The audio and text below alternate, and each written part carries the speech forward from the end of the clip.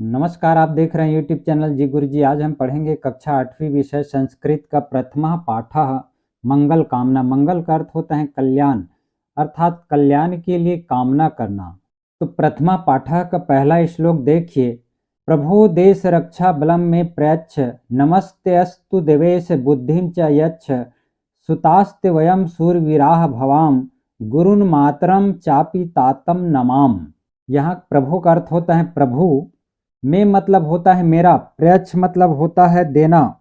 यहाँ पर सुतास्त का अर्थ होता है पुत्र और पुत्रियां, सूरवीरा मतलब होता है पराक्रमी, नमाम का अर्थ होता है नमस्कार करते हैं। देवेश देवधन ईश गुण स्वर संधि देवेश। नमस्ते का संधि विच्छेद करेंगे तो नमः धन ते विसर्ग संधि, ते मतलब आपको। इसका हिंदी अर्थ होगा हे प्रभु मुझे देश की रक्षा करने का बल दो। मैं मतलब मुझे देश की रक्षा करने के लिए बलम प्रयच्छ बल दो। आपको नमस्कार है, आप मुझे बुद्धि प्रदान करें। बुद्धिम च यच्छ, यच्छ मतलब देना। हम सभी आपके पुत्र पुत्रियां पराक्रमी बने। सूरवीरा मतलब पराक्रमी, भवाम मतलब बने, वयम मतलब हम सब। गुरु माता और पिता को नमस्कार करते हैं। तातम मतलब होता है पिताजी। इसका अर्थ एक बार और देखो। हे प्रभु मुझे देश की रक्षा करने का बल दो। हे देवेश अर्थात देवों के ईश्वर देवेश, आपको नमस्कार हैं, आप मुझे बुद्धि प्रदान करें। हम सभी आपके पुत्र पुत्रियां पराक्रमी बने। गुरु माता और पिता को नमस्कार करते हैं। दूसरा श्लोक देखिए।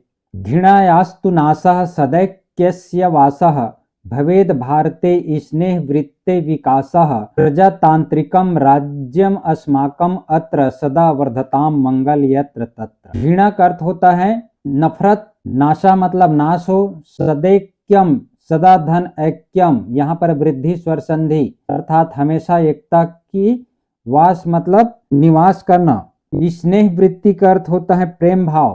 प्रजातांत्रिक यहाँ पर हुआ दिया है। प्रजातंत्र का अर्थ होता है जनता का, जनता के लिए, जनता के द्वारा शासन को प्रजातांत्रिक कहा जाता है। राज्यम अस्माकम हमारा राज्य, सदा मतलब हमेशा, वर्धताम मतलब बढ़ता रहे, तत्र मतलब वहां, और यत्र मतलब यहाँ। तो इसका हिंदी अर्थ होगा घृणा का नाश हो, हमेशा एकता का वास हो, भारत में सदा प्रेम भाव का विकास हो। स्नेह मतलब प्रेम भाव का विकास हो।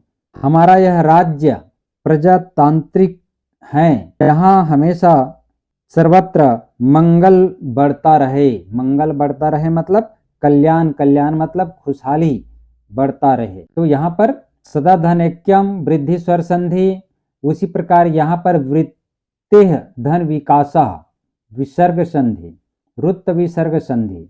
यहाँ संधि विच्छेद करेंगे तो राज्यम धन अस्माकम व्यंजन संधि और धन अत्र।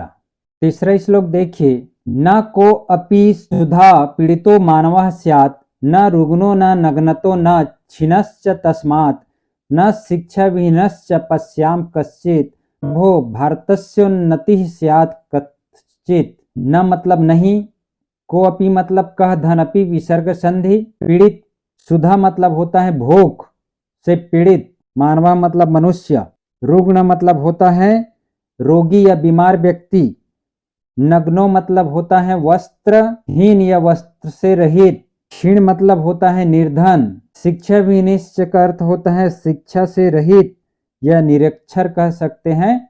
और यहाँ पर भारतस्य धन उन्नति है, भारतस्य में षष्ठी विभक्ति है, और उन्नति मतलब होता है विकास। इसका हिंदी अर्थ देखिए। कोई भी व्यक्ति भूख से पीड़ित ना हो, व्यक्ति मतलब मानव मतलब व्यक्ति, तो कोई भी मनुष्य भूख से पीड़ित ना हो, कोई रोगी ना हो, कोई वस्त्र से हीन ना हो अर्थात वस्त्र से रहित ना हो, नग्न मतलब वस्त्र से रहित, और कोई निर्धन ना हो, क्षीणश्च मतलब निर्धन, कोई निर्धन ना हो, और कोई विद्या से रहित ना हो अर्थात निरक्षर न देखूं। पश्याम मतलब देखना, किसी को निरक्षर न देखूं। हे प्रभु किसी भी तरह भारत की उन्नति हो। कथचित, कथचित मतलब होता है किसी भी तरह, भारत से उन्नति, भारत की उन्नति स्यात् मतलब हो।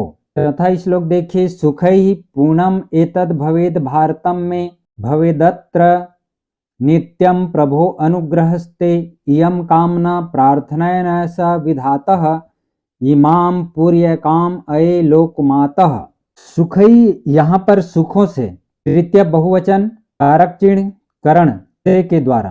पूर्णम एतद मतलब होता है परिपूर्ण, भारतम में मतलब मेरा भारत, अनुग्रहस्ते का अर्थ होता है कृपा, अनुग्रह मतलब क्या होता है कृपा, प्रभु मतलब हे प्रभु, नित्यम मतलब हमेशा, यम मतलब होता है यहाँ, प्रार्थना सा प्रार्थना धन ऐसा, यहाँ पर वृद्धि स्वर संधि, पूर्वई कामा, पूर्वई कामा मतलब होता है कामना को पूर्ण करने वाला, अर्थात कामना को पूर्ण करे। लोक माता का अर्थ होता है संसार की माता। तो इसका हिंदी अर्थ क्या होगा देखिए, यह मेरा भारत सुखों से परिपूर्ण होवे, हे प्रभु आपकी कृपा यहाँ हमेशा होती रहे, नित्यम मतलब हमेशा, अनुग्रह मतलब कृपा, आपकी कृपा यहाँ हमेशा होती रहे। हे विधाता आपसे यही कामना है, यही प्रार्थना है, हे लोक माता हमारी इस कामना को पूर्ण करें। इस प्रकार आपका ये मंगल कामना पाठ जो श्लोक है अनुवाद यहाँ पर समाप्त होता है। अब देखते हैं अभ्यासार्थ प्रश्न। यहाँ पर शब्दार्थ दिया हुआ है। शब्दार्थ मतलब होता है कठिन शब्दों का अर्थ। मैं मतलब मेरा, मुझे, ते मतलब तेरा या तेरे लिए, तातम मतलब होता है पिता को, तात मतलब पिता, तातम मतलब पिता को, सुता मतलब होता है पुत्र पुत्रियां, स्नेह वृत्ति मतलब प्रेम भाव का, एकस्य मतलब एकता का, वर्धताम मतलब बढ़े, प्रजातांत्रिकम मतलब जनता का, इयम मतलब होता है या, कथचित मतलब होता है किसी तरह, तो लोक माता मतलब संसार की माता। तो इस प्रकार कुछ जो कठिन शब्दों का अर्थ दिया हुआ है, बाकी आप अनुवाद के माध्यम से और ज्यादा जान सकते हैं। यहाँ पर इसका अर्थ दिया हुआ है, जो श्लोक था उसका अर्थ दिया है। श्लोक का अर्थ मैं बता चुका हूँ, इसको और आप लोग देखना चाहेंगे तो देख सकते हैं। अब सीधा हम देखते हैं अभ्यासार्थ प्रश्न। तो पहला देख, निम्नलिखित प्रश्नों के उत्तर दीजिए। यहाँ पर उत्तर देना है आपको। जो प्रश्न नीचे दिया हुआ है इसमें स्पष्ट नहीं कहा गया है कि संस्कृत में प्रश्नों को उत्तर देना है या हिंदी में। तो क देखिए, प्रथमे श्लोके कह प्रार्थ्यते, इसका हिंदी होगा प्रथम श्लोक में कौन प्रार्थना करता है। तो उत्तर है प्रथम श्लोके देशभक्त प्रार्थ्यते, अर्थात प्रथम श्लोक में देशभक्त प्रार्थना करता है। ख है भारतम में कीदृशम भवेत्, मेरा भारत कैसा हो। तो इसका उत्तर है भारतम में सुखै पूर्णम भवेत्, अर्थात मेरा भारत सुखों से परिपूर्ण रहे। ग है भारतस्य सुताः कीदृशाः भवेयुः, भारत के पुत्र कैसे हो।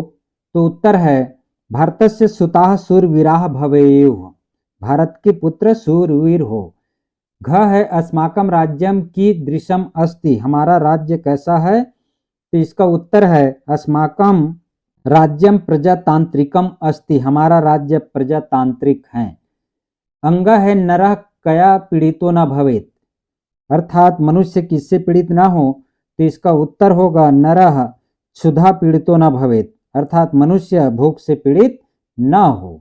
उसके बाद प्रश्न 2 है संस्कृत में अनुवाद कीजिए। संस्कृत में अनुवाद करना है जो हिंदी में दिया हुआ है यहाँ पर। जैसे कहा है तेरे पुत्र सदा सुखी रहे, तो इसका संस्कृत में होगा ते सुताः, ते मतलब तेरे, पुत्र मतलब सुताः, सदा, सदा मतलब हमेशा, यह सदा, इस संस्कृत में सदा का सदा ही होता है। सुखिना भवन्तु, तो क्या हुआ ते सुताः सदा सुखिनः भवन्तु। उसी प्रकार ख भारत में कोई शिक्षा से रहित ना हो, तो संस्कृत में होगा भारते, सप्तमी भक्ति भारत में मतलब भारते, को अपि शिक्षा विहीनः न भवेत्, शिक्षा से विहीन यह शिक्षा से रहित ना हो। ग है मनुष्य को तुम भोजन दो, तो मनुष्य का होगा नराय त्वम भोजनम देहि, जैसे भिक्षाम देहि बोलते हैं ना, भिक्षा दो भिक्षाम देहि, तो उसी प्रकार भोजनम देहि, तो नराय त्वम भोजनम देहि। उसी प्रकार घ है हम गुरुओं को प्रणाम करते हैं, तो यम गुरुण प्रणमाम, हम गुरुओं को प्रणाम करते हैं। उसी प्रकार है सब सुखी हो, सर्वे भवन्तु सुखिनः। तीसरा देखिए संधि विच्छेद कर प्रकार लिखिए। संधि विच्छेद करना है और इनके प्रकार को लिखना है। जैसे देखिए सुतास्ते, तो संधि विच्छेद करेंगे तो सुताह धनते विसर्ग संधि। घृणायास्तु, घृणायाह धनतु विसर्ग संधि। उसी प्रकार है दिनश्च, दीनः धन च विसर्ग संधि। नमस्तेस्तु, नमः धनते धन अस्तु, यहाँ पर 3 अलग अलग विसर्ग होगा। नमः धनते विसर्ग संधि। उसी प्रकार है ते धन अस्तु पूर्व रूप स्वर संधि। फिर है 5वां प्रार्थना सा, प्रार्थना धन ऐसा, यहाँ पर वृद्धि स्वर संधि होगी। चौथा देखिए रिक्त स्थान की पूर्ति कीजिए। यहाँ पर 5 रिक्त स्थान है और इनकी पूर्ति करनी है आपको। तो क देखिए प्रभो खाली स्थान में प्रयच्छ, तो यहाँ पर आएगा आपका शब्द देश रक्षा बलम, अर्थात प्रभो देश रक्षा बलम में प्रयच्छ। तो उसी प्रकार ख देखिए सुतास्ते खाली स्थान भवाम, तो यहाँ पर वयम सुरविराह आएगा। ख में वयम सुरविराह। ग है भारते स्नेह वृत्ते है खाली स्थान, तो यहाँ पर आएगा विकासः। ग में भारते स्नेह वृत्ते विकासः। उसी प्रकार घ है सुखई पूर्णम एतद खाली स्थान भारतम में, तो यहाँ पर आएगा भवेद, सुखई पूर्णम एतद भवेद भारतम में। अंग है इयम खाली स्थान प्रार्थना सा, तो यहाँ पर आपका आएगा कामना, तो इयम कामना प्रार्थना सा। इस प्रकार आपका प्रथमा पाठः समाप्त होता है। तो वीडियो को देखते रहिए, लाइक सब्सक्राइब शेयर जरूर कीजिएगा। मिलते हैं आगामी वीडियो में, धन्यवाद।